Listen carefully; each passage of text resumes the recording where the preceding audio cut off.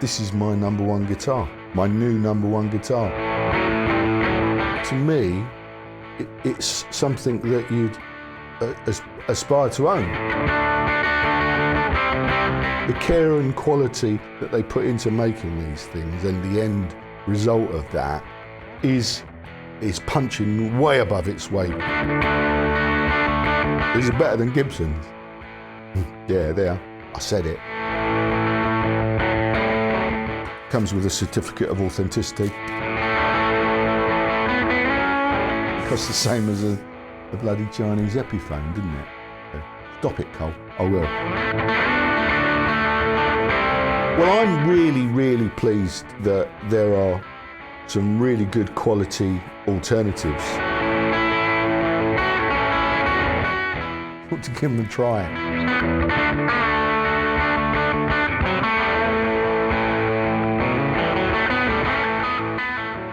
Hello, thanks for joining us. Welcome to the Guitaristas. First, can I just apologise in advance? You might be able to hear I'm a little bit bunged up. I've got a bit of a cold, so I'm probably going to be coughing and spluttering my way through this. So it might be a little bit more random than normal, if that's possible. But we'll soldier on, we'll do our best, and we'll see what happens. So, here we are. It's my new #1 guitar, or newish. I've had it a month or so now, actually. And I've given you I unboxed it on the TV channel, and I think I've given you a peek of it. So some of you will know what's in here.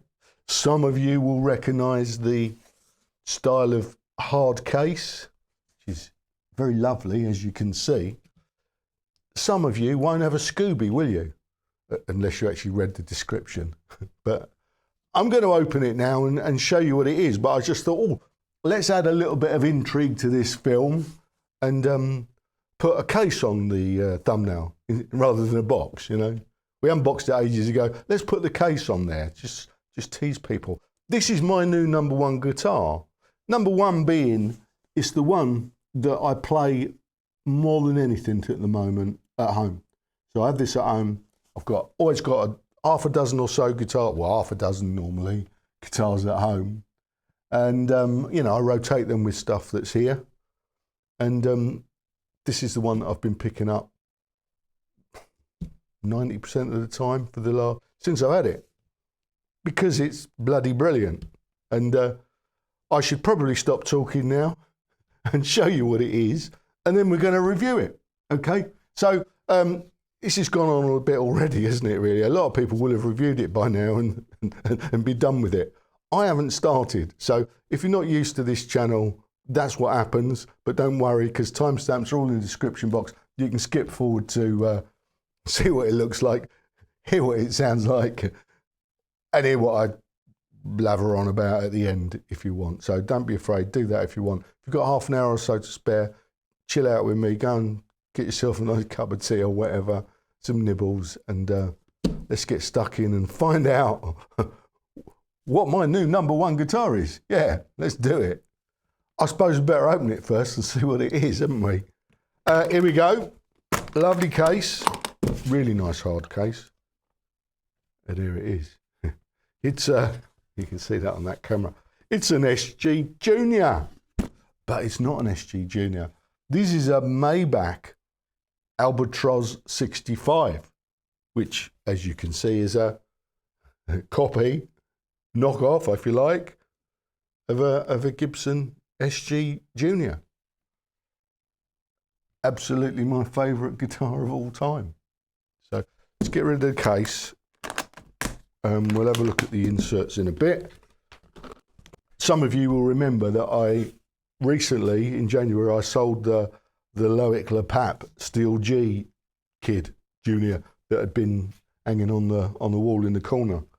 So I treated myself to this to replace it. You know, this was considerably cheaper, although it's not a cheap guitar. I have had a bit of criticism lately because I've been buying and reviewing a lot of cheap guitars, which a lot of you love. But some of you are thinking I've gone a bit, you know, too lally.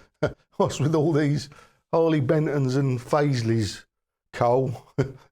Where's the good stuff? Well, I've been buying the good stuff. It's just I haven't shown you yet. This is some of the good stuff. There's more to come. So I found this on Reverb, actually, looking at guitar porn, you know, and I came across this and I thought, well, that'll be a perfect replacement for the Loic. I need another SG Junior now. The right colour, the right look. I mean, it's a proper, authentic copy, isn't it? Knockoff.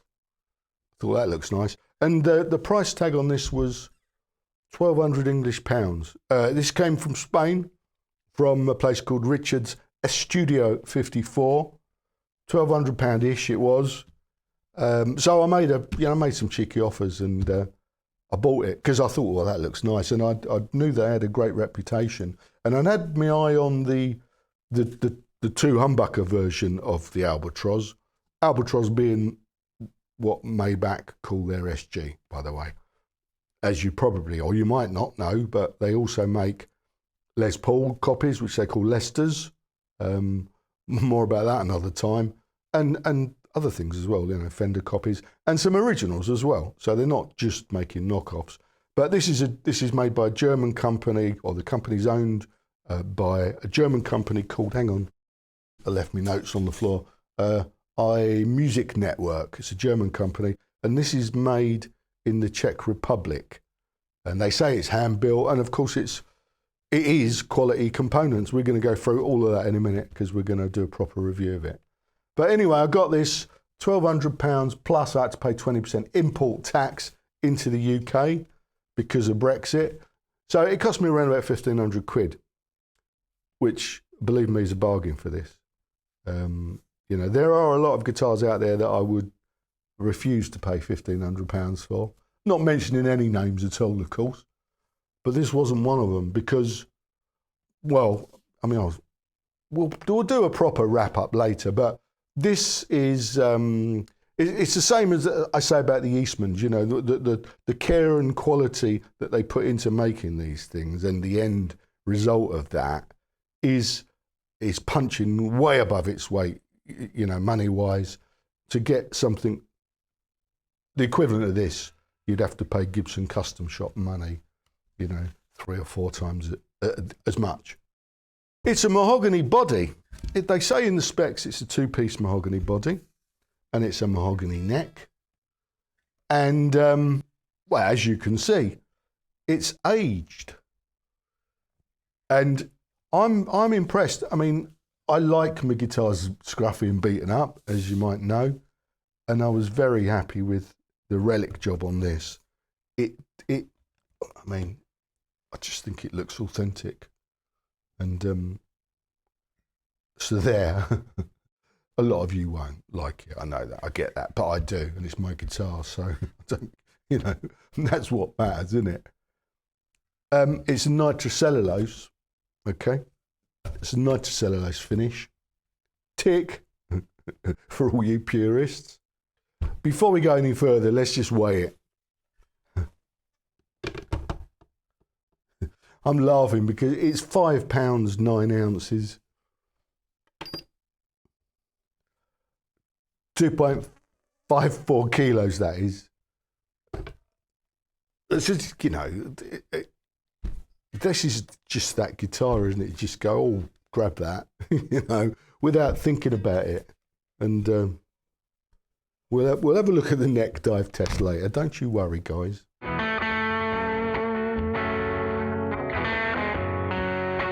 Okay, let's have a closer look at the fingerboard and frets now. This is an Indian rosewood fingerboard. Look at that, looks nice, doesn't it? And the frets, medium jumbo. It's a, you know, great fret job. Here's some close-ups for you. Mother of pearl dot inlays, it says on the spec. It's got a bone nut. And the tuners are Goto SD90, I think, yeah. Goto SD90. So they're Japanese Clusen deluxe copies. A real nice look to them. Just look, Got a dusty peg head. What do you think of the headstock? Peg head. I've never said that before. Peg head. Headstock. What do you think? I don't mind it at all. I think it's got, it's like a thing. Maybach is a thing. Not to be confused, incidentally, with the German car brand. As far as I know, I don't think they're connected. They might be, but I don't think they are. Maybach was the posh end of Mercedes, I think, wasn't it? I don't know. Something like that, anyway. Anyway, this is a Maybach guitar. It's not a car. And I think it's just a thing. I think it's, oh, look, here's the thing. This brand has only been in existence, according to, well, their website, yeah, so that must be right, since 2011. So it's a fairly new company. And they've certainly hit the ground running as far as I can tell. Anyway, the point is, I think Maybach, to me, it's something that you'd aspire to own. Well, and if you'd never heard of them and you didn't know that, I'm telling you now, you ought to give them a try, because I've got another one as well. I've got another one, a Lester, that I bought. I'm running on with myself, but I'm just going to get on with it while I'm not coughing. Okay, I've got a Lester as well, which I'm going to review, a 54, which is fucking brilliant, quite frankly. This was so good. This is brilliant. Okay, that I thought, blimey, maybe I'll get a Lester as well, and I did, and I was like, I'm blown away by them. So yeah, well, this is my new #1 guitar, because I just love playing SGs, and I love playing SG Juniors. Anyway, where were we? Oh yeah, let's have a look at the neck profile and measurements on the screen now. Here's the neck profile and measurements at the 1st fret. And here's the neck profile and measurements at the 12th fret. There we go. Feel-wise, it feels very much like my vintage Gibson SG. It's a nice, it's not a chunky neck at all. It feels quite wide. It's nearly 43mm the nut, I think. I haven't actually measured it yet, but the specs say that, and it feels good. Certainly feels good to play. There you go. Moving down to this end, we've got a lightning bar bridge on this particular one, and it just says BH on the bottom. So I don't know what that means, but there you go. It's the lightning bar. Albatroz 65 would indicate 1965 based on, that's vintage correct for that. There are some pictures. I'm going to show you these pictures now of some of the Albatroz range that Maybach do. And I'm going to show you it now because I've just remembered that they show the Junior to have a badass style adjustable bridge. I'm glad this one didn't come with that because I prefer these. But let me show you. This is the range from Albatroz. So you've got this one, the Junior, as you can see, with the badass style bridge. And you've got a special. And you've got the humbucker version. Anyway, onto the pickup. This is called an Amber P90. It's a P90, as you can see. It's a dog ear P90. And I think what we should do is take some readings. Okay, here we go. It's 8.82 kiloohms. And the inductance of that, 6.94 henries. There's no neck pickup and there's no middle reading. One single dog ear P90 is all you need, folks. Well, I'm going to just quickly look under the pick guard, see if we can see the long neck tenon, which it tells us it has in the specs.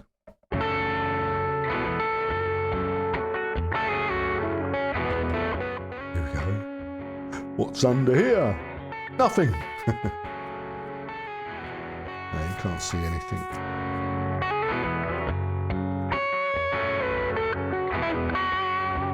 Oh, yeah, actually, you can. I don't think you'll be able to see this, but I can see, it's faded already. I wonder if you can see that on the cameras. You can see that it's a slightly yellower under the pickguard there. Well, I never. That's pretty cool. Right, let's look under the dog ear. This is what it looks like inside, and this is what the pickup looks like. It says 90 standard TR28521 amber pickups. Looks like a German company. Looks like it's got extra wires on it. I'm not really sure what a 4-conductor P90 means. Maybe you can do something with it. I don't know. Anyway, this tells us in the specs it's got modern wiring with CTS parts. Let's have a quick look at those. Here you go. Now that's nice to see. It's got full-on copper shielding in this. You really don't often see that these days. CTS pots. Do you know what? It says A500, which I do think means 500k. In the specs, it says 250k. But I think you'd normally put 500k pots with a P90, wouldn't you? So I'm pretty sure that's what that is. There you go. Nice and neat. Oh, and copper shielding on the back of this as well. Cool. Right, let's put it back together now. Put some strings on, plug it in and see what it sounds like, shall we? Yeah. See you in a minute.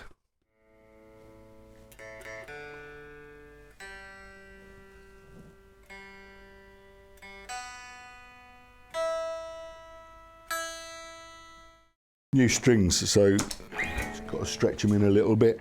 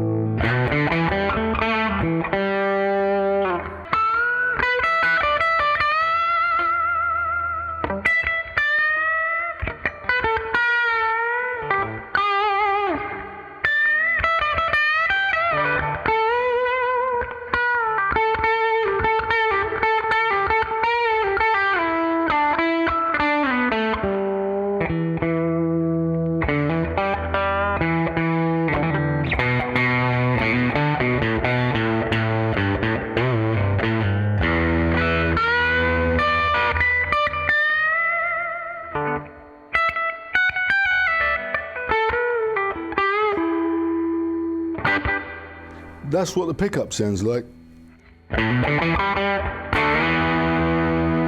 All that mid-range push.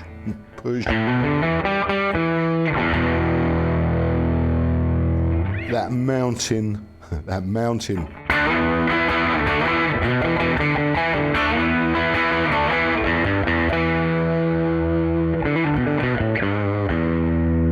do that.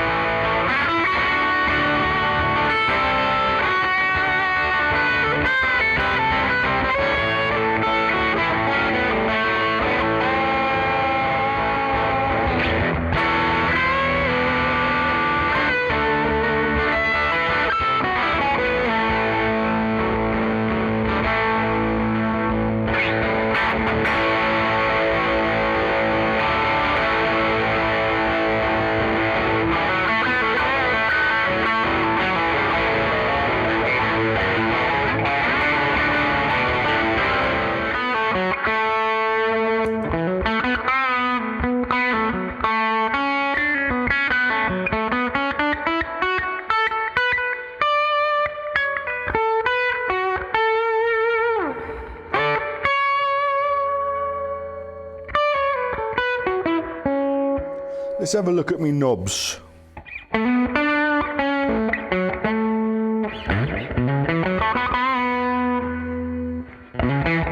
So we've established that full up sounds like that.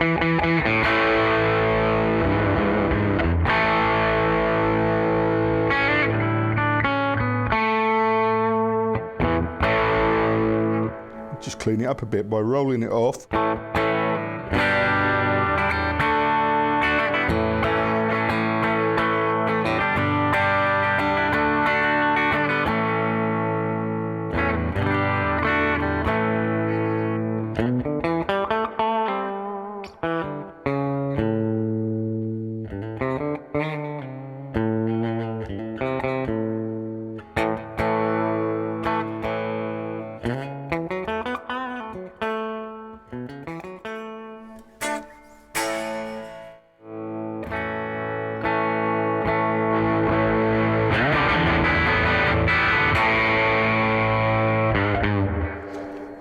The tone.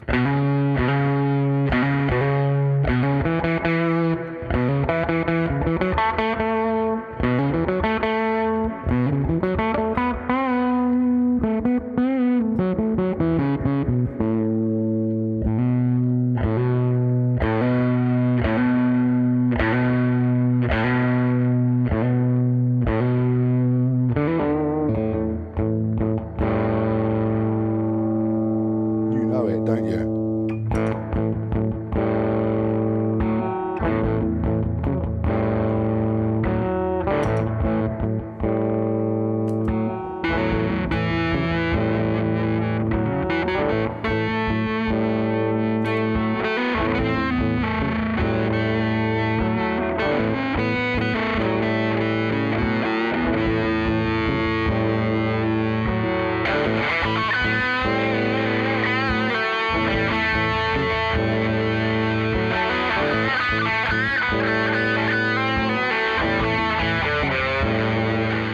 There's a little medley for you.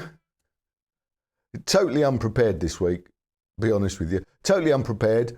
I found it quite easy, to be honest with you, this week, because this is my guitar. I bought this for me because I wanted it, and it's it's exceeded expectations. This is way better than it has any right to be for what I paid for it. I mean, I think I got a good deal because I imported it from Spain. But, you know, it stands me at 1,500 English pounds, which is it's cheap for a guitar like this, okay? It's cheap for a guitar like this. And I think, you know, because I've just shown you my guitar this week rather than, I mean, I sort of reviewed it, didn't I? But I was just showing you my guitar, and there's no question that I bonded with this, you know, straight away. I've had it a while, I've been playing it, and I'm very comfortable playing SG Juniors, obviously, because I'm used to them. So I like to think that comes across in my playing.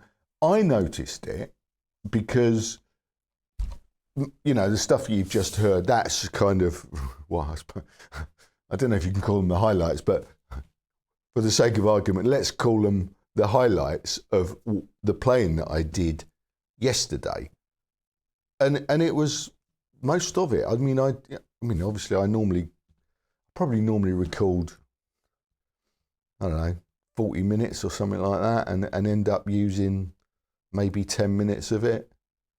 Sometimes I record 2 hours and I'm lucky to salvage 5 minutes that I'm happy with. So for that reason, I think I felt it was quite easy this week. I mean, it was all, you know, that old sort of nonsense that I normally do anyway. But it was me, okay? That was me. I sounded like me this week more than normal, I expect. Well, I think maybe on this guitar, and it's got that, you know, it does everything. And you've got to bear in mind that when I demo or review guitars here on this channel, the rig is such a big contributor to what it sounds like.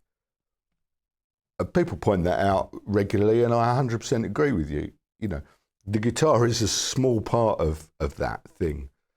But that's why I use the same amp week in, week out. Princeton 65, it's from my experience of using all these amps I'm surrounded by, or trying out all these amps I'm surrounded by, it doesn't necessarily colour the guitar too much, you know, without the pedals, obviously. In fact, sometimes I listen to it and I think all you can hear, it's a bit plinky, if you know what I mean. It's a bit plinky rather than perky. You can hear it, and I think, oh, maybe that's the mic picking it up. But it's what we get, and it gives you an idea, and it gives you an idea, I hope, of the characteristics of the P90. Again, it's the P90 more than anything else, and the amp, and what makes a great guitar, or what makes I'm thinking I'm going to do an episode on this at some point. It needs thinking about, but you know, what makes a great guitar? Well, it's a guitar that we feel comfortable with, isn't it? Regardless of how much it cost, what brand it is, where it was made. It's what we like. And I like this. You might hate it, but that's the beauty, isn't it? It's the beauty of guitars. There's so many different flavours, shapes, colours, price points. People love the 150 quid guitars that I'm in the middle of reviewing a series of them. People love them. I love them. They're great guitars for different reasons than this is a great guitar, and for different reasons you've probably just rushed out and spent $50,000 on the new Jimmy Page double neck. It's a great guitar, no doubt. They're all great. Whatever you like is great. And I like this, And I urge you, if you're one of these SG naysayers, stop it. They're brilliant. They haven't got long necks. Neck dive, well, I'll show you what that's all about. I really ought to fix this squeaky chair. And of course, you know, the balance on an SG is slightly different. If you let go, it's going to do that. So don't let go. What I do is this. I mean, you probably do that with any guitar, to be fair, but you're resting your arm there, so it doesn't neck dive. So it's really not a problem. Some of them a little bit more than others if they've got the Grover tuners. This one hasn't. This has got the Clusons style, so you know it's really not an issue. I recommend if however you're going to be gigging and you want to play an SG and let the guitar go and you know, come on everybody, clap your hands, whatever it is you do, you probably need to sort your strap out because it will it might be embarrassing, you know. But look, get over it because they're great. You know, the access, this is such a comfortable guitar to play. I often play late at night, sitting in bed, watching a bit of the YouTube, and I just pick up the guitar. And this is absolutely brilliant for that because it's so light and it just sits in that right position, and you can kind of, you know, that's what I do. There you go. That's well, I mean, it's to me, it's my new SG Junior, but it's an Albatroz 65. It's a Maybach, and it's it's a very affordable, potentially higher quality Gibson Custom Shop guitar. You'd pay, I don't know how much you'd pay for it. You probably could only get a made-to-measure one of these now. I don't know, 6 grand, 7 grand, 10 grand, whatever number they pick from air, really, isn't it? To be honest with you, because that's what Gibson tend to do, isn't it? These days, pick the numbers from thin air. Well, I'm really, really pleased that there are some really good quality alternatives now, because I'm kind of over buying Gibsons and over buying Epiphones for reasons that I've banged on about too many times. You know, Gibson, I love Gibson because it's, you know, that is historic brand that it's in my blood. But I've got a few, and to be honest with you, I won't be buying any more. Now I've discovered alternatives like the Eastmans and now Maybach. You know, I've bought a Lester that I shall be reviewing on the channel fairly soon, and that's brilliant. And I've got my eye on another Lester as well, because I want to do a proper Les Paul comparison, because I've got my Gibson 58 Les Paul standard, I've got the Eastman SB59, I've got the Tokai Love Rock, and I think I'm going to try and get hold of a Lester, so we've got a 4-way comparison with the big G, and try and analyse why I'm saying that these are better. These are better than Gibsons. Yeah, there. I said it. I won't put that on the thumbnail because I think people are over that. You've stuck around to the end of this film, so congratulations, well done. I think that's it. Oh, I'll tell you what I did want to just quickly do. I just want to show you the case as well, so hang on. I think it deserves a mention. It's got this lovely Maybach nameplate. Hang on, I'm going to flip it. It's a really nice thing. And it comes with a certificate of authenticity. This is where I got it from, Richard's, a Studio 54. And he's obviously put his stamp on that as well. I'm suspecting that this envelope is authentic Maybach. Here it is. Comes with a certificate of authenticity. It says fine handmade guitars. Here you go. Albatroz 1 being the one pickup. Vintage cream aged. There you go.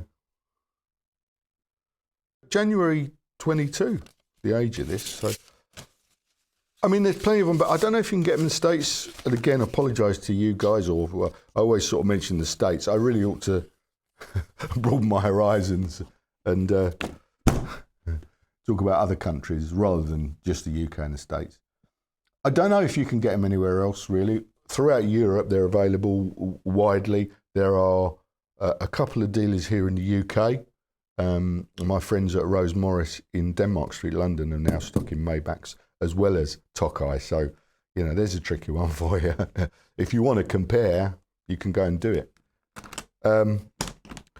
But they're obviously still not a guitar,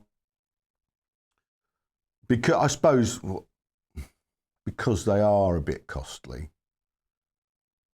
I'm saying that, and I'm saying they're not. I said they're not costly. I don't think this is. I think this wasn't. This is not costly. You know, it cost the same as a bloody Chinese Epiphone, didn't it?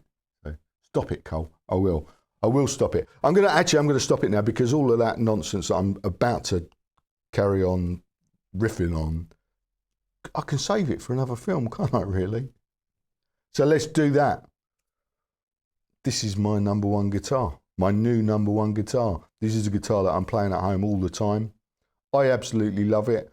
I'll be getting more Maybachs. Thanks for joining us this week. Come back. I think I'll be here next week. If I'm not, for any reason, because I'm doing some other proper work at the moment. I'm working on some telly stuff at the moment. So apologies if I can't deliver on the YouTube, but I'll always put something up on the TV channel. So don't forget, if you can't find me here, well, there's a massive back catalogue of stuff anyway that you can catch up on here on the YouTube, or check out the TV channel, and there'll be some new posting on there. I absolutely guarantee that. So, but I'll probably be here next week anyway. I'll see how things go. Will do my best. Yeah, I'm going now. See you later. Thanks for joining us. See you next time. Cheers. Ta-da.